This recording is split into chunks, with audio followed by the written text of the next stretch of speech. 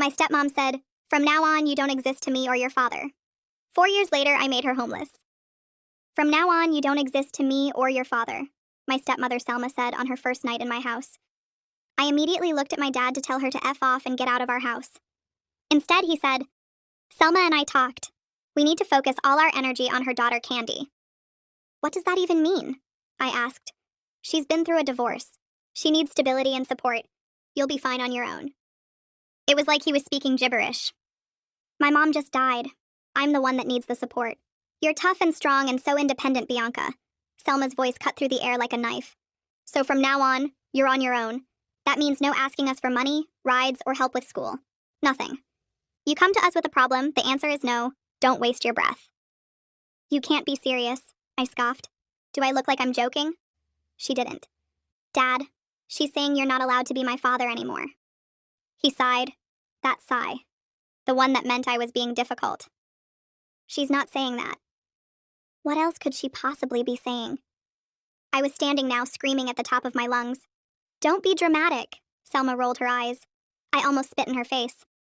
"You don't get to move into my mother's home and throw me away like garbage. I'm his daughter. His actual daughter." Selma's face went cold. "And I'm his wife, which means what I say goes. You can either accept that or make the next 4 years very difficult for yourself." She said it like a threat, like a promise. I looked at my dad one more time, begging him to say something.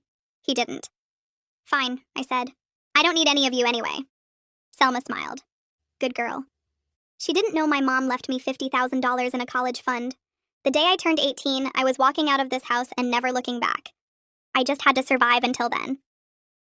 For 2 weeks, I pretended Selma didn't exist. She wasn't my family. She wasn't permanent. She was just some woman who would eventually leave the same way she came in. I kept my head down, stayed in my room, and waited for my dad to wake up and realize what he'd married. But that illusion shattered when I came home from school and found my bedroom door wide open. I could hear Candy inside laughing about something. I ran upstairs and froze in the doorway. My room was empty. Completely empty. The lavender walls my mom and I painted together were the only thing left. My bed, my desk, my posters, the fairy lights we'd hung together were gone. Candy was standing in the middle of the empty room holding her phone up, recording herself doing a slow spin. "And this is gonna be my new dance studio. Mom's getting me a wall of mirrors and a ballet bar and..." She spotted me and her face split into a grin. "Oh, hey Bianca, you're finally home." "Where's my stuff?" "Garage, I think. Mom wanted to get this set up before the painters come tomorrow." "Painters?" "Yeah, we're doing pink and gold. The lavender is kind of depressing, honestly." I felt something crack inside my chest. "You're painting over it?" Yeah. It's my room now.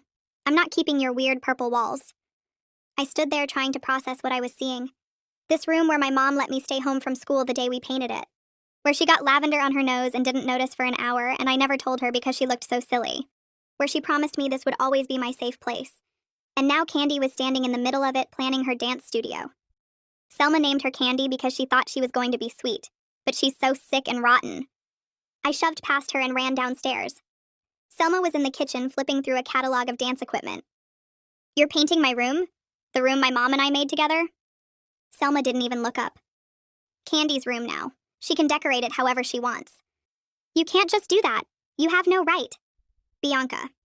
Selma finally looked at me with that patient, condescending expression she always used when she was about to say something awful. "Your mother is dead. She's been dead for a year. Those walls are just walls. The paint is just paint. At some point, you need to stop using her as an excuse to make everyone's life difficult." "An excuse?" "I've been patient with you. I've given you space to grieve. But I'm done watching you hold this entire family hostage because you can't let go of a woman who isn't coming back." I stared at her in disbelief. She was standing in my mother's kitchen, in my mother's house, telling me I was holding the family hostage by missing her. "I want to talk to my dad." "Your father agreed to all of this. Why do you think we waited until he was at work? He knew you'd throw a tantrum and he didn't want to deal with it." She smiled, and it wasn't a nice smile either. "He's tired, Bianca. You're exhausting him. Every time he starts to feel happy again, you find a way to drag him back down. Do you know what he told me last night?" I didn't answer. I wasn't sure I wanted to know. But I couldn't look away from her face either. I couldn't stop myself from waiting for whatever she was about to say. "He said marrying me was the first time he's felt like himself since she died." That this family, me, Candy, this life we've built, is what gets him through. She tilted her head, watching me. And when you fight it, when you make things difficult, you're not hurting me, Bianca. You're hurting him. You're the thing standing between your father and his happiness. The words hit like a physical blow, because I couldn't tell if she was lying. I couldn't tell if my dad had actually said that, or if she was making it up to hurt me. And somehow not knowing was worse. That's not true. Isn't it? Think about it. Every time he starts to relax, every time he laughs, every time things feel normal, what do? You remind him. You drag him back. You make sure he can never move on. She shrugged. I'm not the villain here. I'm the one trying to help him heal. You're the one picking at the wound. I wanted to scream. I wanted to break something. I wanted to hurt her the way she was hurting me. But I didn't. Because that's exactly what she wanted. She wanted me to explode so she could point at me and tell my dad how unstable I was, that I attacked her, and that I was dangerous and needed to be sent away. So I swallowed it. All of it. I turned around and walked to the garage and found my entire life shoved into cardboard boxes like garbage waiting to be thrown out. That night I lay in the tiny guest room staring at those white walls with no memories and half the size and made myself a promise. I would survive this. I would get out. And I would take everything my mother left me, including the college fund she'd spent years building. The next 3 years taught me how to disappear. Not physically. I was still there, eating their food, sleeping in their house, existing in the spaces they allowed me to exist. But the real me, the one who felt things, she went somewhere deep and quiet where they couldn't reach her. I worked 2 jobs. I kept a 4. 0 GPA. I spoke to Selma and Candy in as few words as possible. I stopped asking my dad for anything because I already knew the answer. And I watched Candy become exactly what 3 years of coddling creates. A 17-year-old who couldn't do her own laundry, couldn't cook a meal, couldn't hold a job for more than 2 months. She'd have a panic attack if she had to make a phone call. Selma had created a daughter who couldn't survive without someone carrying her. Good luck with that. The only thing that kept me going was knowing what was waiting for me. $50,000. A full ride to college if my grades held. A life where none of them could touch me. But I quickly learned how stupid I'd been to trust anything in that house. I came downstairs one Saturday and found Candy at the kitchen table, eating cereal, wearing my mother's necklace, the one with the diamond pendant. She wore it every single day of my life. And now it was hanging around my stepsister's ugly neck like it belonged there. I stopped breathing. Candy looked up and smiled because she knew she was doing something that would hurt me and was enjoying watching it land. Morning, she said sweetly. Take it off. Take what off? You know what? Take it off right now. She touched the pendant, rubbing her fingers over the diamond. This? Mom gave it to me. She said all that stuff in your mom's jewelry box was just collecting dust. I picked out the prettiest one. That was her favorite. She wore it every day. She told me she wanted me to have it when she died? Candy tilted her head. Well, she's dead now, and it's mine. Honestly, it looks better on me anyway. Your mom had kind of a thick neck, didn't she? It probably looked cheap on her.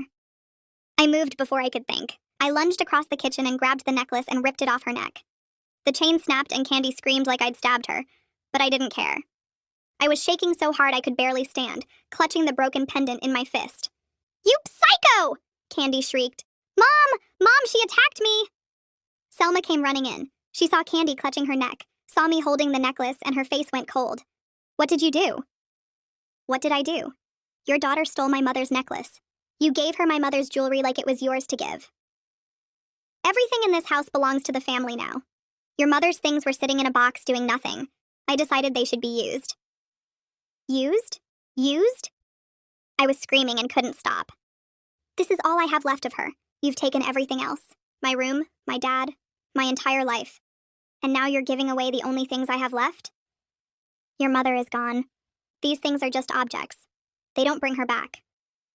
You don't get to decide that. You don't get to decide anything about her. You didn't know her. You didn't love her. You just showed up and started erasing her like she never existed. Selma stepped closer. I'm the only reason this family functions. I'm the one who takes care of your father, who manages this household, who puts up with your constant drama. Your mother left a mess behind and I've spent 3 years cleaning it up, including you. She said, including you, like I was a stain she was still trying to scrub out. I slapped her. My hand connected with her face so hard the sound echoed through the kitchen. Her head snapped to the side, and when she looked back, there was a red mark blooming on her cheek and something in her eyes that looked almost happy. Like I'd finally given her what she wanted. "Harold!" she screamed. "Harold, get in here now!" My dad came running. He saw Selma's face, Candy's tears, the broken necklace in my hand. "Bianca, what the hell?" She gave Mom's necklace to Candy. It was her favorite one, and she wanted me to have it. "You hit her!" "Did you hear what I said?" She gave away Mom's jewelry. She's been going through her things and giving them to Candy. Dad looked at Selma. For 1 second, I thought he might actually hear me. Might actually take my side for once in 3 years. Then Selma touched her cheek and let out a small whimper, and my dad's face hardened. "I don't care what she did. You don't hit people. Your mother would be so ashamed of you right now. Don't. Don't use her against me. She raised you better than this. She'd be disgusted watching you act this way over a piece of jewelry." Something in me died when he said that. The last tiny piece that still believed he loved me, that still thought he might choose me if it really came down to it. "A piece of jewelry," I repeated. "That's what you think this is about? Go to your room. Don't come out until I say so." "Dad, now." I walked upstairs in a daze. Behind me, I could hear Selma crying, telling my dad she didn't feel safe with me in the house anymore. Candy saying I'd tried to choke her. My dad apologizing over and over for me, for my existence, for the burden I'd become. I sat on my bed and looked at my mother's broken necklace and finally understood. I had no one. I had nothing. And the only way I was getting out of this was if I stopped expecting anyone to save me. That night, I gathered everything I had left of my mother, the necklace, her photos, her favorite sweater, a letter she wrote me for my 10th birthday, and I hid them somewhere outside the house, somewhere they'd never find them. Then I went back to my room and started counting the days until I turned 18 and could access my college fund. Then I'd disappear. They thought they'd broken me. They had no idea they'd just taught me how to wait. Months later, I applied to colleges and got into every single one. Full scholarships to 3 of them based on my grades and the essays I'd written about overcoming adversity. Funny how trauma makes great college application material. All I needed now was my mom's college fund to cover living expenses, and I'd be free. $50,000 waiting with my name on it. I found my dad alone in the living room after dinner.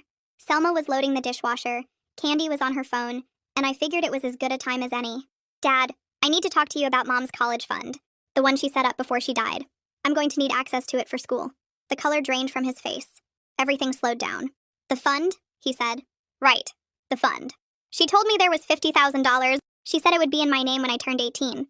Dad couldn't find his words. "Bianca, there were expenses after she died. Medical bills, funeral costs, the house needed work. We had to make some adjustments." "Adjustments?" Selma appeared in the doorway, drying her hands on a dish towel. She had that look on her face, the one she always got when she was about to twist the knife. "That money was absorbed into household finances years ago, Bianca. We're all one family here. We share resources." I stared at her. "Absorbed." "Your father and I discussed it. It was the responsible thing to do. Candy's activities, home improvements, family expenses.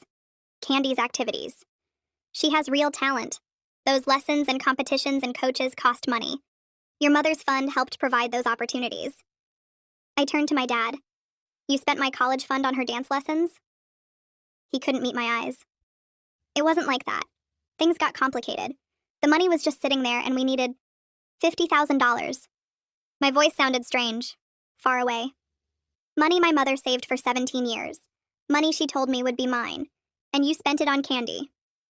"On the family," Selma snapped. "Everything we do is for this family. I'm sorry your mother made promises she couldn't keep, but don't. But that money is gone and you need to accept it. You got scholarships. You'll be fine. You're strong and capable and—" I said don't. The old me would have screamed. She would have thrown things and hit them and would have given them exactly the reaction they expected. But I wasn't that girl anymore. I just nodded slowly. "Yeah, I should have expected that." I turned to my dad and glared at him with cold, dark eyes. "You've been a coward for 3 years. Aren't you sick of it yet?" He flinched as if I'd hit him. "Bianca, all I see now is a weak, pathetic man who'd let his wife steal from his own daughter. You're pathetic." "You don't get to speak to your father that way," Selma intervened. "You're an ungrateful, spiteful—" "I'm honest." I stood up. "You wanted me to be independent. Congratulations. I am." I walked out of that house and went to my grandma's instead. She was the only person left who remembered my mother the way I did. The only person who still said her name without flinching.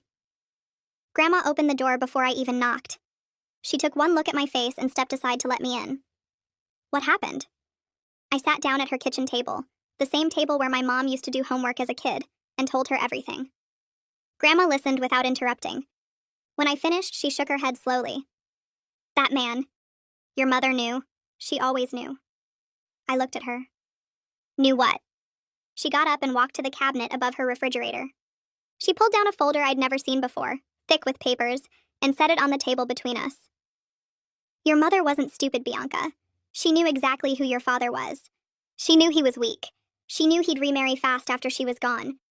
And she knew whoever came next would try to take everything she'd built. She sat down across from me. So she made a plan. I stared at the folder. What kind of plan? She opened it and spread the papers out. Deeds, bank statements, legal documents with my mother's signature at the bottom. The college fund was joint. Your mother and Harold managed it together. After she died, he had full access. What he did wasn't illegal. It was just... She paused, searching for the word. Cowardly. That money is gone. There's no getting it back. I felt nauseous. I'd expected that, but hearing it confirmed still hurt.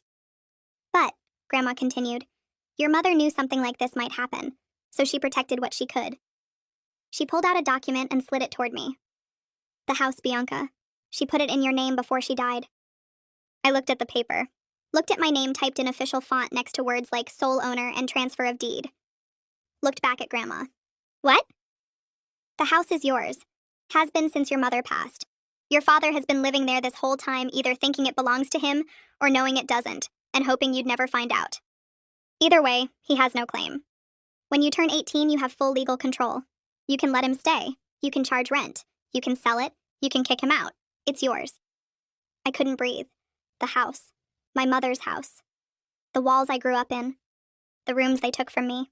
The space Selma had been redecorating and claiming as her own for 4 years. It was mine. It had always been mine. There's more, Grandma said. She pulled out another set of papers. Bank statements. An account I'd never seen before. Your mother set up a separate account in your name only. Money your father couldn't touch. It's been sitting there for 4 years, untouched, waiting for you. I looked at the balance. Seshta smit divi tukstoshi dolaru. Not a fortune, but enough. Enough to start a life without needing anything from them. They stole what they could access, she said quietly. They've been living in what they couldn't steal, and they never knew about what your mother actually protected. I sat there staring at those numbers, those documents, my mother's handwriting on forms she'd filled out years ago, knowing exactly what would happen after she was gone. She saw it coming, all of it. She knew my dad would fail me, knew someone like Selma would swoop in, knew I'd need a way out, and she gave me one. Grandma reached across the table and took my hand. Do you understand what this means? I nodded slowly. In 3 months, when I turn 18, I own the house they've been treating like theirs. I own the walls Candy's dance trophies hang on. I own the rooms they moved me out of. Everything Selma has been claiming belongs to her actually belongs to me. What are you going to do? She asked. I thought about the last 4 years. The family meeting where Selma told me I was on my own. The room they took. The necklace they gave away. The college fund they spent. My dad telling me I was impossible to love. All of it. Every moment. Every betrayal. Every time I was told to be strong because they didn't want to take care of me. I looked at my grandmother. I'm going to take back everything they think is theirs. I drove home that night with the folder hidden in my trunk. Walked into the house like nothing had happened. Selma was in the kitchen cleaning up from dinner, shooting me a look as I passed. Nice of you to come back. We need to talk about your behavior earlier. I didn't stop walking. I'm tired. We can talk tomorrow. Excuse me? You don't get to just walk away from... Good night, Selma. I went upstairs and closed my door and sat on my bed with my heart pounding. 3 months. I just had to survive 3 months, and I could do that. I'd been surviving this house for 4 years. 3 more months was nothing. A few hours later, there was a knock on my door. My dad's voice hesitant. Bianca, can we talk? I opened the door and leaned against the frame. I refused to let him in. What? He looked uncomfortable. Guilty. I was glad. I know you're upset about the college fund. I wanted to explain. There's nothing to explain. You spent it. It's gone. I already figured out how to pay for college myself. He blinked. You did? Scholarships. I got a full ride to 3 different schools. I don't need your money. I watched the relief wash over his face and felt sick. He wasn't relieved that I'd found a solution. He was relieved that he didn't have to feel guilty anymore, that I'd let him off the hook. That's wonderful, honey. I knew you'd figure it out. You've always been so strong, independent, capable. I know. You've told me. I started to close the door. He put his hand out to stop it. Bianca, I know things have been hard. I know the transition hasn't been easy. But I'm trying. We're all trying. Can't you meet us halfway? I looked at him. This man who used to be my father, who used to read me bedtime stories and protect me from the monsters under my bed. But now he had failed to protect me from the monster sleeping on his bed. You told me I was impossible to love, I said. In the kitchen after the necklace, do you remember that? He went pale. I was upset. I didn't mean... You meant it. And you know what? You were right. I am impossible to love. For you. Because loving me would require you to stand up to Selma, and you're not capable of that. So I stopped needing your love. I stopped needing anything from you. That's what you wanted, right? That's what you've been telling me since the day she moved in. Figure it out yourself, Bianca. Be strong, Bianca. You don't need us, Bianca. I tilted my head. Well, congratulations. I don't. I closed the door in his face, heard him stand there for a long moment before his footsteps retreated down the hall. Then I sat on my bed and smiled. 3 months. The next 3 months were a performance. I went to school. I worked my jobs. I kept my head down and my mouth shut. I didn't fight with Selma anymore. Didn't react when she made her little comments. Didn't flinch when my dad took her side. I just waited. Counted the days on a calendar I kept hidden in my closet, crossing off each one with a red pen like a prisoner marking time until release. Candy noticed the change too, and she didn't like it. The old Bianca was predictable, easy to provoke, fun to torture. This new version who barely acknowledged her existence was unsettling. So she escalated. She started with small things like using my shampoo until the bottle was empty, and leaving it in the shower for me to find. Eating food I'd bought with my own money and shrugging when I mentioned it. I didn't see your name on it. Unplugging my phone charger at night so I'd wake up with a dead battery. Petty stuff. Annoying but manageable. I didn't react. Just bought a lock for my door and kept my important things hidden. Then she got bolder. I came home from school to find my work uniform had coffee spilled all over it. Oops, Candy said from the couch, not even looking up from her phone. Accident. I had to wear a stained shirt to my shift because I didn't have time to wash it. My manager gave me a warning. I still didn't react, just noted it, filed it away, added it to the list of things I'd remember when the time came. One morning, I opened the fridge to grab the lunch I'd meal prepped the night before and found an empty container. I walked into the living room where Candy was sprawled on the couch scrolling through Instagram. You ate my food. She didn't look up. There was nothing else. There's an entire fridge full of food your mom bought. I didn't want that stuff. I stared at her. 17 years old. Never worked for anything in her life. Never been told no. Never had to solve a single problem without her mother swooping in to fix it.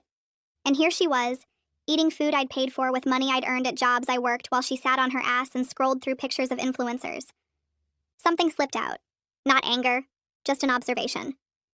You've never bought groceries in your life. Never cooked a meal. Never held a job for more than 2 months. What exactly are you going to do when you can't just take things that other people made? Candy's head snapped up. Excuse me? It's a genuine question. Your mom won't be around forever. What's your plan? Just find another person to leech off of? Her face twisted. You're just jealous because my mom actually takes care of me. Meanwhile, your mom died just to get away from you. I could have left a hole in the fridge from the amount of anger I felt when she said that, but I contained myself and hit her back with the honest truth. Takes care of you? Candy, she's crippled you. You're 17 and you can't do laundry, can't cook, can't hold a job, can't make a phone call without having a panic attack. You've never solved a single problem without running to mommy. That's not love. That's neglect with better packaging.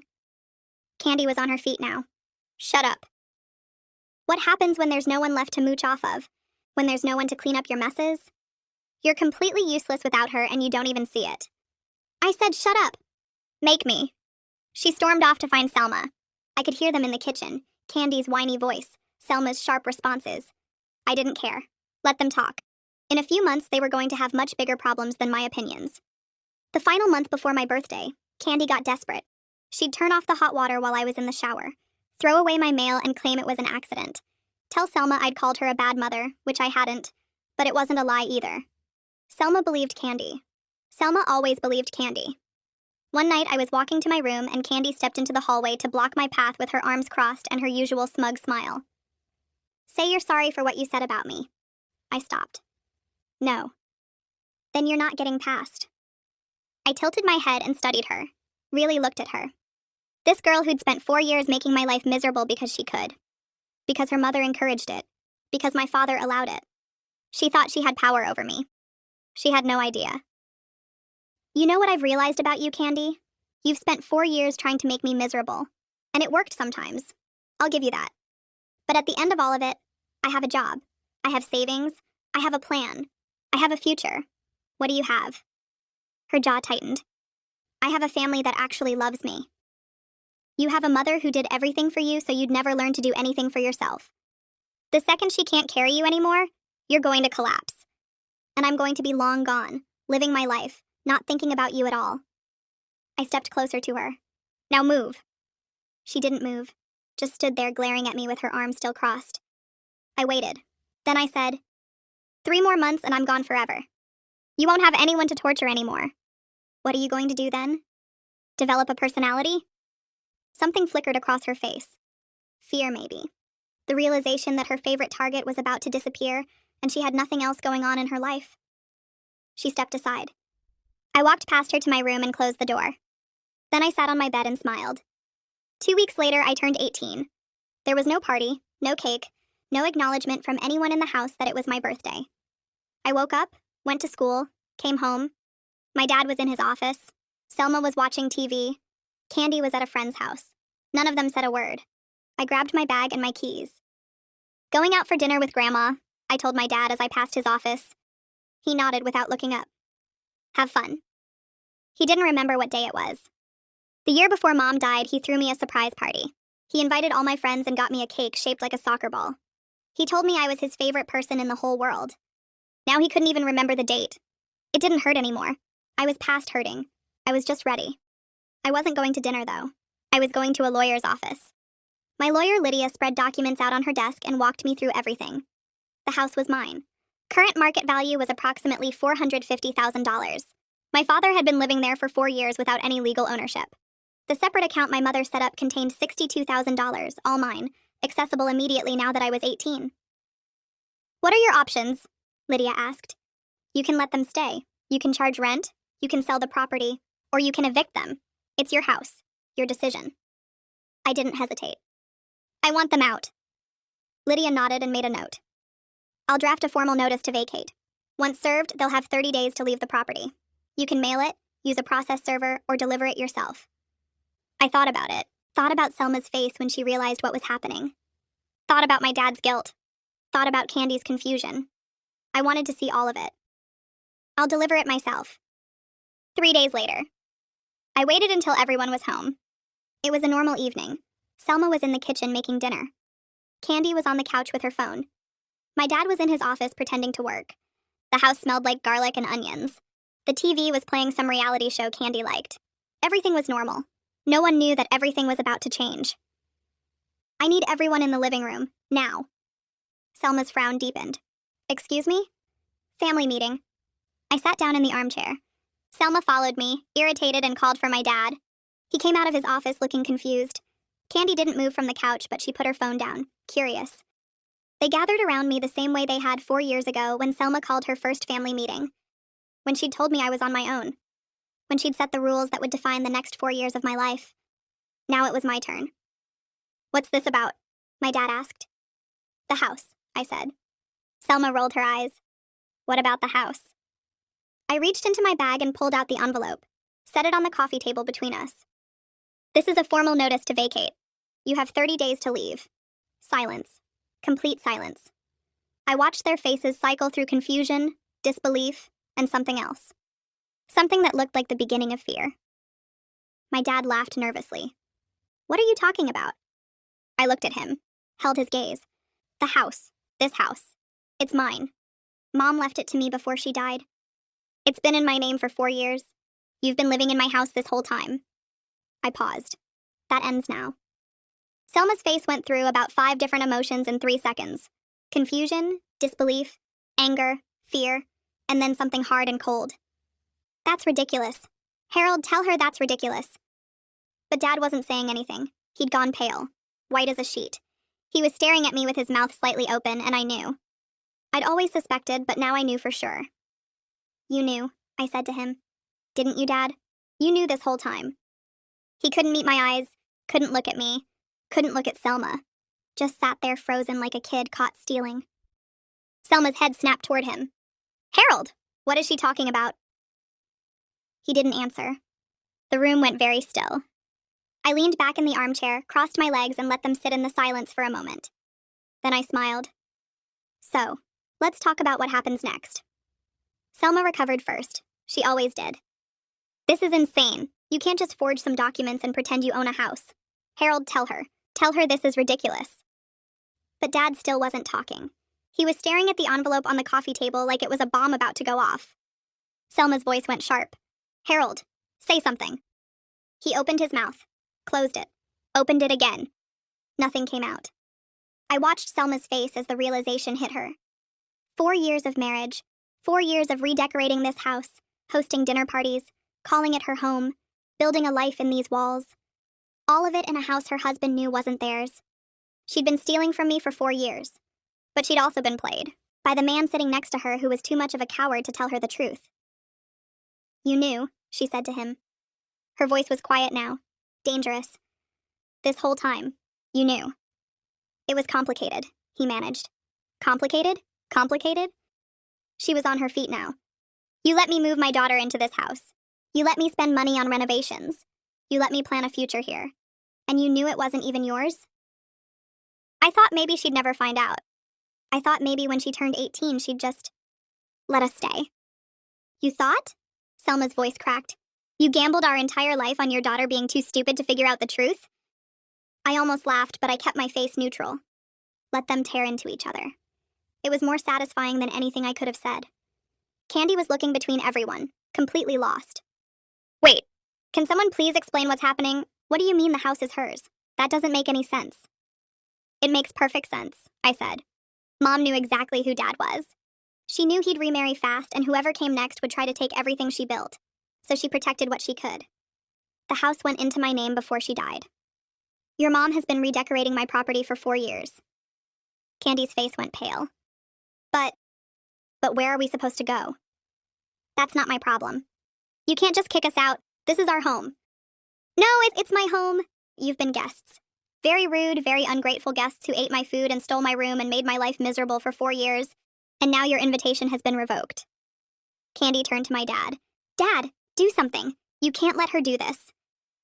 He flinched at the word dad coming from her mouth. He looked at me, then at Selma before landing on the floor. I don't know what to do. Of course you don't, Selma spat. You never know what to do. You just sit there and let everyone else clean up your messes. That's all you've ever done. Their marriage was cracking right in front of me. Good. Let it crack. Let it shatter into a million pieces. I stood up. You have 30 days. I suggest you start packing. I walked upstairs to my room and closed the door. Behind me, I could hear Selma screaming at my dad, Candy crying, the whole house falling apart. I lay on my bed and stared at the ceiling and smiled. The next 2 weeks were entertaining. Selma cycled through every tactic she had, starting with manipulation. She caught me in the kitchen the morning after the family meeting. Her whole demeanor transformed. Soft, reasonable, gentle. Bianca, I know we've had our differences. I know things haven't always been easy between us. But we're family. Surely we can work something out. I poured myself a glass of water. We're not family. We never were. I've tried so hard with you. I really have. Maybe I made mistakes, but my heart was in the right place. Can't you see that? I looked at her, studied her face. The carefully constructed expression of concern. The tears forming in her eyes on command. She was good. I'd give her that. What exactly did you try, Selma? Taking my room? Giving away my mother's jewelry? Spending my college fund on dance lessons for your daughter? Which part of that was your heart being in the right place? Her mask slipped for just a second, frustration flickering behind her eyes. Then it was back. The wounded stepmother routine. I was trying to build a family. I was trying to help you move on from your grief. Everything I did was for this family. You don't have a family here anymore. You have 30 days. 29 now, actually. I walked past her and went to school. She tried the legal route next. Came home a few days later with a folder full of papers and a new attitude. Confident. Smug. The old Selma I knew and hated. I spoke to a lawyer today. We're contesting the deed. There are ways to challenge these things. Undue influence, mental incapacity, improper execution. You'll be hearing from our attorney. I didn't react. Good luck with that. You think you're so smart. You think you've won. But you're 18 years old and you have no idea how the real world works. This isn't over. I shrugged and went to my room. 3 days later, I heard her on the phone in the kitchen, her voice tight and strained. What do you mean there's nothing you can do? She was 14 when the transfer happened. There has to be something. I don't care what the documents say. Find a way to challenge them. What do you mean it's airtight? She hung up and threw her phone across the counter. The lawyer had reviewed everything. My mother used one of the best estate attorneys in the state. Every document was perfect. Every signature verified. Every legal requirement met. There was nothing to contest. Selma fired that lawyer and found another one. A fighter someone had recommended. She paid him a retainer with money they didn't really have and waited for good news. The good news never came. Same answer. The deed was valid. The transfer was legal. There was nothing to challenge. I heard her screaming at him over the phone. Heard her crying in the master bedroom afterward. I didn't feel bad. Not even a little. When the legal tactics failed, Selma went external. If she couldn't beat me in court, she'd beat me in the court of public opinion. She started calling my dad's family, his sister, his brother, his cousins, everyone she could think of. I know exactly what she told them because they started calling me. My dad's sister first. Honey, I heard what's happening. This isn't right. You can't throw your own father out on the street after everything he's done for you. I almost laughed. What has he done for me? Name one thing. He raised you. He provided for you. He let his wife take my room, give away my mother's things, and spend my college fund. He told me I was impossible to love. He watched Selma treat me like garbage for 4 years and never said a word. Is that what you mean by providing for me? Silence on the other end. I didn't know about any of that. No one asked. Everyone just assumed Selma's version was true. The patient stepmother, the troubled stepdaughter. But here's the reality. They stole everything they could get their hands on, and now they're facing consequences. That's it. That's the whole story. More calls came over the next few days, but the narrative was shifting. Family members who'd initially sided with Selma were hearing my side now. The details she'd conveniently left out. 4 years of being told I was too mature to need anything while Candy got everything handed to her. My dad's aunt called, the one who'd been close with my mom. She said she always wondered what happened to the house. Said she was proud of me for standing up for myself. Said my mother would be proud too. I cried after that call, but only in my room, never where anyone in the house could see. By week 2, Selma's support network had collapsed. People stopped returning her calls. Her campaign to turn family against me had backfired completely. Now everyone knew the truth. Now everyone knew who she really was. She was more isolated than ever. And she was getting desperate. She turned to my dad, pushed him to talk to me, guilt-tripped him, manipulated him, told him he was the only one who could fix this. She's your daughter. She has to listen to you. Use your relationship. Make her understand. As if there was any relationship left to use. He knocked on my door one night, hesitant, nervous. The same way he'd been knocking for 4 years whenever he wanted something from me. I opened it but didn't invite him in like usual. What? Can we talk, please? I leaned against the doorframe, waited. He took a deep breath. I know I haven't been perfect. I know I've made mistakes. But Bianca, you have to understand. Selma doesn't deserve to be homeless. Candy didn't do anything wrong. They're innocent in all of this. I stared at him. Candy ate my food, destroyed my clothes, and made my life miserable for 4 years because she thought it was funny. She told me my mother died just to get away from me. Selma spent every dollar she could get her hands on and called it family finances. They're not innocent. They're just facing consequences for the first time in their lives. But where will they go? They don't have anywhere. That's not my problem. It was never my problem. They should have thought about that before they spent 4 years treating me like I didn't exist. He shifted his weight and tried a different approach. Your mother wouldn't want this. She wouldn't want you to be cruel. Wrong move. Very wrong move. Don't you dare tell me what my mother would want.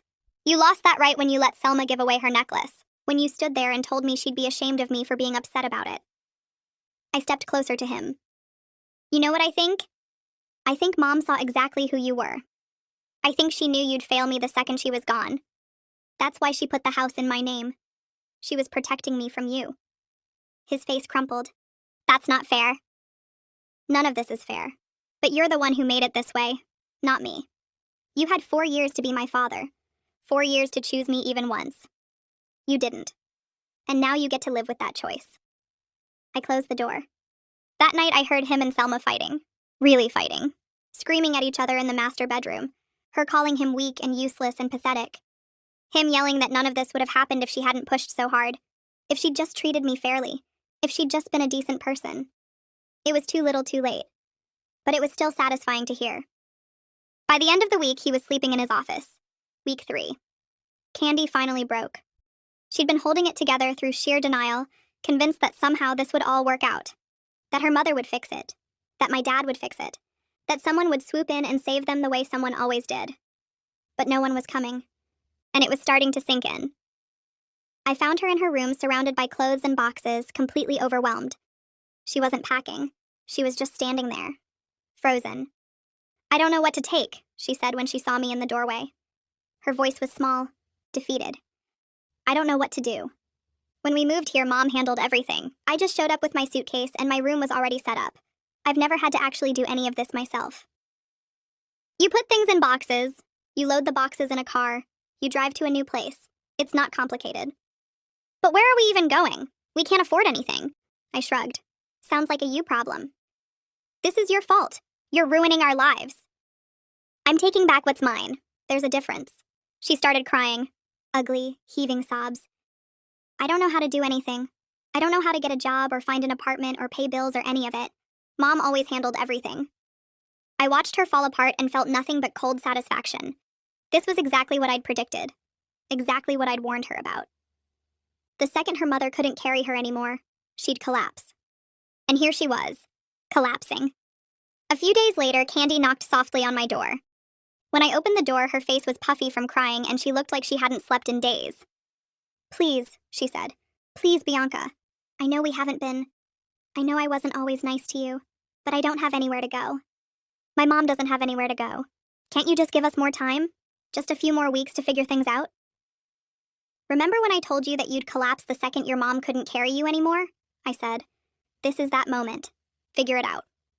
I started to close the door. She grabbed it. "Please, I'm begging you. I know I was horrible. I know I was awful to you. But I was just a kid. I didn't know any better. You were the same age as me. You knew exactly what you were doing. You just didn't think there would ever be consequences." I pulled the door from her grip. "Welcome to consequences." I closed it and locked it. She sobbed out in the hallway, but I didn't open my door again. Day 28 came and Selma still hadn't packed. She'd spent the last 4 weeks cycling through denial and rage and manipulation, convinced that somehow she'd find a way out of this. That somehow she'd win. She was wrong. But she wasn't ready to admit it yet. She planted herself in the living room that morning and announced that she wasn't leaving. "This is my home. I've lived here for 4 years. I've put my heart and soul into this place. You'll have to drag me out." That reminded me of me 4 years ago begging them to not take my room away. But I was forced out regardless. And now I had the luxury of doing the same thing to her. I said okay, and walked away. Then I called Lydia from my room and confirmed everything was in order. The sheriff had been notified. If they weren't out by 5 p.m. on day 30, law enforcement would escort them out. 2 more days. I could wait 2 more days. Day 30. I woke up early. I showered, got dressed, and ate breakfast in the kitchen while Selma glared at me from the living room. She still hadn't packed anything. Candy had managed to get some boxes together, but most of her stuff was still scattered around the house. My dad had 1 suitcase by the door. Just 1. He knew it was over. Had known for days. He was just waiting for it to end. At noon, a car pulled into the driveway. It was a sheriff's deputy. I met him at the door, showed him the paperwork, and walked him through everything. He nodded and stepped inside. Selma saw the uniform and her face went white. "This is private property. You can't just walk in here." "Ma'am, I'm here to enforce a lawful eviction notice. You have until 5 p.m. today to vacate the premises. If you're not gone by then, I'm authorized to remove you." Selma's voice went shrill. "I'll call my lawyer. This is illegal. You can't do this." "That's your right, ma'am, but the eviction stands." He stepped back outside to wait, giving them the afternoon to get their things together. The next 5 hours were chaos. Selma screaming at my dad to do something. Candy crying while trying to shove clothes into garbage bags because she didn't have enough boxes. My dad silently loading what he could into their car. It was too small for everything. They had to make choices. What to take, what to leave behind. They argued about it constantly. Whose fault this was, where they were even going to go. A motel, probably. Until they figured something out. They didn't have a plan. They'd never thought they'd need one. 4:45 p.m. The deputy knocked on the door again. 15 minutes, folks. Selma was standing in the foyer surrounded by boxes she hadn't loaded. Her hair was wild. Her makeup was smeared. She looked nothing like the put-together woman who'd walked into this house 4 years ago with her perfect smile and her master plan. She turned to me. You're going to regret this. You're going to end up alone. No one is going to love someone this cold. Maybe, I said. But at least I'll be alone in my own house. 5 p.m. The deputy came back. Selma still hadn't moved. He walked in, polite but firm. Ma'am, it's time to go. I'm not leaving. This is my home. I have rights. Ma'am, the eviction has been legally processed. You need to vacate the premises now. If you refuse, I'll have to remove you. Selma looked around wildly. At my dad, who was already walking out the door with his suitcase. At Candy, who was crying by the car. At me, standing in the living room watching it all happen. Harold, do something! But Dad was done. He put his suitcase in the trunk and got in the car without looking back. Selma had no one left. The deputy had to drag her to the car while she shrieked like an animal. Then they drove away. The house was all mine now. For the first time in 4 years, I felt like I was home.